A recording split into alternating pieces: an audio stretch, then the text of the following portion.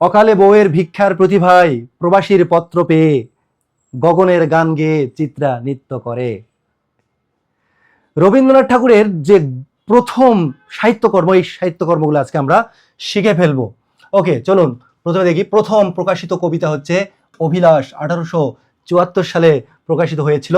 প্রথম কাব্যগ্রন্থ কবি কাহিনী, মনে রাখবেন, 1878 সালে প্রকাশিত হয়েছিল। প্রথম উপন্যাস বউ ঠাকুরানীর হাট, 1883 সালে এটি প্রকাশিত হয়েছিল। প্রথম ছোট গল্প ভিখারিনী, 1877 সালে। এগুলো কিন্তু খুবই খুবই গুরুত্বপূর্ণ।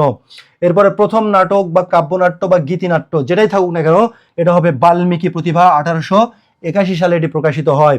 এরপরে দ্বিতীয় গীতিনাট্য হচ্ছে কালো মৃগয়া, 1882 সালে এটি প্রকাশিত হয়। প্রথম প্রবন্ধ গ্রন্থ হচ্ছে ইউরোপ প্রবাসীর পত্র, 1881 সালে এটি প্রকাশিত হয়।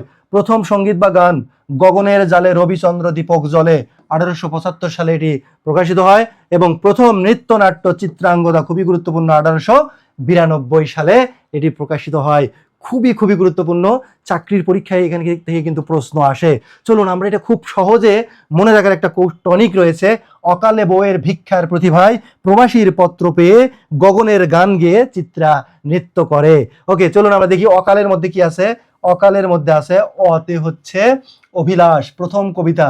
আমরা এই সিকোয়েন্সটা মনে রাখবো: কবিতা, কাব্যগ্রন্থ, উপন্যাস, ছোট গল্প, এরপর হচ্ছে নাটক, এরপরে আপনার প্রবন্ধ গ্রন্থ, সঙ্গীত বা গান এবং নৃত্যনাট্য।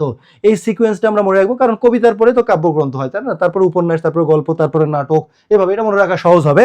ওকে, তাহলে অকালের মধ্যে কি আছে? অতে হচ্ছে অভিলাষ, প্রথম কবিতা। কালের মধ্যে আছে কাহিনী, কবি কাহিনী, প্রথম কাব্যগ্রন্থ হচ্ছে কবি কাহিনী। এরপরে বউতে আমরা মনে রাখবো বউ ঠাকুরানীর হাট, এটা প্রথম উপন্যাস।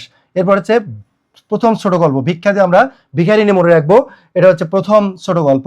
আর প্রতিভা হচ্ছে, এটা হচ্ছে প্রথম নাটক বা গীতিনাট্য বা কাব্যনাট্য, বাল্মীকি প্রতিভা, ঠিক আছে।